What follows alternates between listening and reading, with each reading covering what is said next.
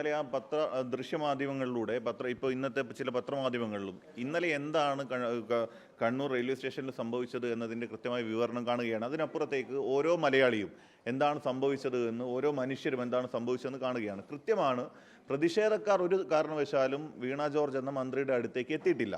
അങ്ങനെ എത്താത്ത വീണ ജോർജിൻ്റെ കാര്യത്തിന് എങ്ങനെയാണ് പരിക്ക്? അപ്പോൾ സ്വാഭാവികമായിട്ട് ഇതൊക്കെ കാണുമ്പോൾ ഭരണപരാജയം CPM തിരിച്ചറിയുന്നു. കേരളത്തിൽ ഇനിയൊരു ഭരണം CPM ഉണ്ടാകില്ല എന്നുള്ള തിരിച്ചറിവിൽ വെപ്രാളം പിടിച്ച CPM കേരളത്തിലൊരു കലാപത്തിനുള്ള എല്ലാ തയ്യാറെടുപ്പുകളും നടത്തുകയാണ്. അതിൻ്റെ ഉദാഹരണമാണ് കേരളത്തിൽ സ്പീക്കറെ പോലെ ഉത്തരവാദിത്തപ്പെട്ട ഒരാളാണ് വീണ ജോർജ് ആക്രമിക്കപ്പെട്ടു എന്ന പച്ചക്കള്ളം ആദ്യം പറയുന്നത്. മന്ത്രി അത് ഏറ്റുപിടിച്ച് കഴുത്തിന് പരിക്കേറ്റു എന്ന് പറയുന്നു. എന്നാൽ ഒറ്റയിടങ്ങളിൽ പോലും മന്ത്രിക്ക് പരിക്കേൽക്കുന്നത് പോയിട്ട് മന്ത്രിയുടെ അടുത്ത് പോലും സമരക്കാർ എത്തുന്ന വിഷ്വൽസ് ഇല്ല, സമരക്കാർ എത്തിയിട്ടുമില്ല. പ്രത്യേകിച്ച് ഇന്നലെ കണ്ണൂരിൽ KSU ജില്ലാ പ്രസിഡന്റ് അതിലുൾപ്പെടെയുള്ള ആളുകളാണ്. അവരൊക്കെ കൃത്യമായ ജനാധിപത്യ ബോധമുള്ള, നാടിന് വേണ്ടി നിലകൊള്ളുന്ന, ജനാധിപത്യ രീതിയിൽ പ്രതിഷേധിക്കുന്ന ആളുകളാണ്. അവർ അക്രമത്തിന് സ്വരുകൂട്ടുന്ന, ആക്രമിക്കാൻ ഉദ്ദേശിക്കുന്ന ആളുകളല്ല. കൃത്യമായ കരിങ്കൊടി പ്രതിഷേധം മാത്രം നടത്തി. മന്ത്രിക്ക് ഒരു പരിക്കും ഉണ്ടായിട്ടില്ല. പക്ഷേ മന്ത്രി കേരളം കണ്ട ഏറ്റവും മികച്ച നടിയെപ്പോലെ അഭിനയിക്കുന്ന കാഴ്ച ഇന്നലെ കണ്ടു. അത് കേരളം തിരിച്ചറിയുന്നുമുണ്ട്. അല്ല, പലപ്പോഴും യൂത്ത് കോൺഗ്രസിനെതിരെ കോൺഗ്രസിനെതിരെ വ്യാപകമായി ആക്രമണം നടക്കും. നിങ്ങൾ തിരിച്ചടിക്കുമല്ലേ പ്രതിരോധിക്കും? അല്ല, ഞാനിപ്പോൾ DYFI നേതാക്കളുടെ ഒക്കെ പ്രസ്താവനകളും അവരുടെ പ്രഖ്യാപനങ്ങളൊക്കെ കാണുകയാണ്.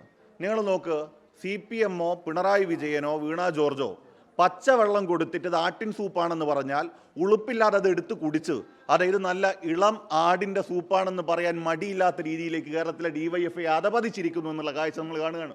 കേരളത്തിൽ നിങ്ങൾ എത്രയേറെ ഇൻസിഡൻറ്റ്, ഇപ്പോൾ ഇന്നലെയാണ് തൃശ്ശൂരിലെ സനൂപ് കാലിൻ്റെ ഓപ്പറേഷന് ചെന്ന് കണ്ണിൻ്റെ കാഴ്ച നഷ്ടപ്പെടുകയാണ്. ഹർഷിന എന്ന് പറയുന്ന സ്ത്രീ ഭരണകൂടത്തിൻ്റെ, പ്രത്യേകിച്ച് ആരോഗ്യ വകുപ്പിൻ്റെ കുറ്റകരമായ അനാസ്ഥ കൊണ്ട് വയറ്റിൽ കത്രികയുമായിട്ട് 5 വർഷക്കാലം ജീവിക്കേണ്ടി വരികയാണ്. ബീന ജോസഫ് എന്ന് പറയുന്ന സഹോദരി അങ്ങനെ ജീവിക്കേണ്ടി വരികയാണ്. 9 വയസ്സുള്ള വിനോദിനി എന്ന് പറയുന്ന കുഞ്ഞിൻ്റെ കൈ മുറിച്ചു മാറ്റുകയാണ്. കേവലം മാസങ്ങൾക്കിടയിലാണ്. ഇങ്ങനെ കേരളത്തിൽ ആരോഗ്യ മേഖല ഗുരുതരമായ പ്രതിസന്ധിയെ നേരിടുമ്പോഴും ആളുകൾ ആശുപത്രിയിലേക്ക്, പ്രത്യേകിച്ച് മെഡിക്കൽ കോളേജിൽ പോകുമ്പോൾ ICU ബെഡില്ല, വെന്റിലേറ്റർ ഇല്ല, സർജറി ഉപകരണങ്ങളില്ല, സർജറികൾ മാറ്റിവെക്കേണ്ടി വരുന്നു, സർജറി കിട്ടാതെ ആളുകൾ മരിക്കുന്നു, സ്വകാര്യ ആശുപത്രികളിലേക്ക് ചികിത്സ തേടി പോകേണ്ടി വരുന്നു, മതിയായ ചികിത്സ ലഭിക്കാതെ ബുദ്ധിമുട്ടുന്നു. ഇത്തരം സാഹചര്യങ്ങളിലൊന്നും ആ ജനങ്ങൾക്ക് വേണ്ടി ശബ്ദമുയർത്താൻ സാധിക്കാത്ത DYFI, കഴിഞ്ഞ 10 വർഷക്കാലമായി പിണറായി വിജയന്റെ ഫാൻസ് അസോസിയേഷനായി അധപതിച്ച DYFI ഇന്നലെ ഈ നാടകത്തിന്റെ തിരക്കഥയുടെ ഭാഗമായി കേരളത്തിൽ കലാപത്തിന് ആഹ്വാനം ചെയ്യുമ്പോൾ, ആക്രമിക്കും, പിടിക്കും, അടിക്കും എന്നൊക്കെ പറയുമ്പോൾ അവരൊരു കണ്ണാടി എടുത്ത് സ്വയം ചോദിക്കുക, നിങ്ങളുടെ പ്രസ്ഥാനത്തോട്, ജനങ്ങളോട് ഒരു ഉത്തരവാദിത്തം നിറവേറ്റാൻ നിങ്ങൾക്ക് സാധിക്കുന്നുണ്ടോ? അതിനപ്പുറത്തേക്ക് ഈ നമ്മൾ ഉത്സവപ്പറമ്പിലെ നാടൻ അക്രമികളെപ്പോലെ, ഗുണ്ടകളെപ്പോലെ വെല്ലുവിളിച്ചിറങ്ങാൻ DYFI കരുതണ്ട, SFIയും കരുതണ്ട. ആരാണ്? ഗണേഷ് കുമാറിൻ്റെ പിന്നാമ്പുറ ചരിത്രം നമ്മൾ പറയണ്ടല്ലോ. ആ പട്ടി എന്നൊക്കെ പറയുന്നത് അദ്ദേഹത്തിന് ഒരു കണ്ണാടി നോക്കി പറയുന്നതായിരിക്കും ഏറ്റവും ഉചിതം. പ്രത്യേകിച്ച് അദ്ദേഹത്തിൻ്റെ കൂടെ ഉണ്ടായിരുന്ന വക്കീലിലൊക്കെ ചില വെളിപ്പെടുത്തൽ വരുമ്പോൾ പട്ടി എന്ന പദമൊക്കെ പറഞ്ഞ ആൾക്കാണ് യോജിക്കുന്നതെന്ന് കേരളം തിരിച്ചറിയുന്നുണ്ട്. MV ഗോവിന്ദമാഷ് പറഞ്ഞിട്ടുള്ളത് സ്വകാര്യ ആശുപത്രികളെ ശക്തിപ്പെടുത്താൻ വേണ്ടിയുള്ള ശ്രമമാണ് ഈ മന്ത്രിക്ക്, ആരോഗ്യമന്ത്രിക്കെതിരെ യൂത്ത് കോൺഗ്രസ് ഒക്കെ നിരന്തരമായി നടത്തിക്കൊണ്ടിരിക്കുന്ന പ്രതിഷേധങ്ങളെന്നാണ്. അല്ല, കേരളത്തിൽ ഞാൻ പലപ്പോഴും, നിങ്ങൾ വ്യക്തിപരമായും നിങ്ങൾ മെഡിക്കൽ കോളേജുകളിലേക്ക് കടന്നു പോവുക, നിങ്ങൾ അവിടെ സർജറിക്കുള്ള, അപ്പോൾ കഴിഞ്ഞ ഒരു 2 മാസക്കാലം മുൻപാണ് എൻ്റെ നാട്ടിലെ ഒരാൾ കോഴിക്കോട് മെഡിക്കൽ കോളേജ് അദ്ദേഹത്തിൻ്റെ മകൻ്റെ മൂക്കിൻ്റെ സർജറിക്ക് പോവുകയാണ്.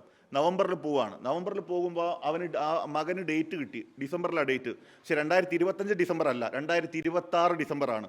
നിങ്ങൾ നോക്കണം, അത്രയും കുറ്റകരമായ അനാസ്ഥ കേരളത്തിലെ മെഡിക്കൽ കോളേജുകളും ജില്ലാ ആശുപത്രികളും ഉണ്ടാവുകയാണ്. ഇവർ PR വർക്കിന് വേണ്ടി പൊടിക്കുന്ന പണത്തിൻ്റെ ഒരു അംശമുണ്ടെങ്കിൽ കേരളത്തിൽ പാവപ്പെട്ടവന് മതിയായ ചികിത്സ നമ്മളുടെ ആശുപത്രികളിൽ കിട്ടും. നമ്മൾ ഉൾപ്പെടെ ഗവൺമെൻറ് ആശുപത്രികളിൽ പോയി ചികിത്സ നേടാൻ ആഗ്രഹിക്കുന്ന ആളുകളാണ്. പക്ഷേ അവിടെ മതിയായ സൗകര്യമില്ലാത്തത് കൊണ്ടുള്ള ബുദ്ധിമുട്ട്. കോഴിക്കോട് മെഡിക്കൽ കോളേജ് ഒറ്റ ഉദാഹരണം പറഞ്ഞാൽ, PMSSY പദ്ധതിയിൽ കോഴിക്കോട് ശ്രീ MK രാഘവൻ MP ഇടപെടലിൽ ശ്രീ ഉമ്മൻചാണ്ടി ഉൾപ്പെടെയുള്ള ഭരണകൂടത്തിൻ്റെ, അന്ന് ഡോക്ടർ മൻമോഹൻ സിംഗ് ഇന്ത്യയുടെ പ്രധാനമന്ത്രിയായിരിക്കുമ്പോൾ ഗുലാം നബി ആസാദ് ഈ ഇന്ത്യയുടെ ആരോഗ്യമന്ത്രിയായിരിക്കും, PMSSY പദ്ധതിയിൽ പുതിയ ബിൽഡിംഗ് വന്നു. കോഴിക്കോട് മെഡിക്കൽ കോളേജിൽ ഏതാണ്ട് 160 കോടിയിൽ പരം രൂപയ്ക്കുള്ള ബിൽഡിംഗ് വരുമ്പോൾ, 20-ൽ പരം ICU ഓപ്പറേഷൻ തിയേറ്ററും വരുമ്പോൾ ബഹുഭൂരിപക്ഷം ഇന്നും പൂട്ടിയിട്ടിരിക്കുകയാണ്. എന്തുകൊണ്ടാണ്? മതിയായ ജീവനക്കാരില്ല. ആശുപത്രിയിലെ സ്റ്റാഫ് പാറ്റേൺ ഇപ്പോഴും 77-ലെ പാറ്റേൺ ആണ്. അത് മാറ്റണ്ടേ? ആ പാറ്റേൺ പോലും മാറ്റാതെ, മതിയായ ജീവനക്കാരെ വെക്കാതെ ആശുപത്രിയെയും പ്രത്യേകിച്ച് കേരളത്തിൻ്റെ ആരോഗ്യരംഗത്തെ തകർക്കുന്നത് ഈ ഇടതുപക്ഷ സർക്കാരാണ് എന്നത് പകൽ പോലെ വ്യക്തമാണ്. അവരത് ചെയ്തുകൊണ്ടിരിക്കുകയാണ്.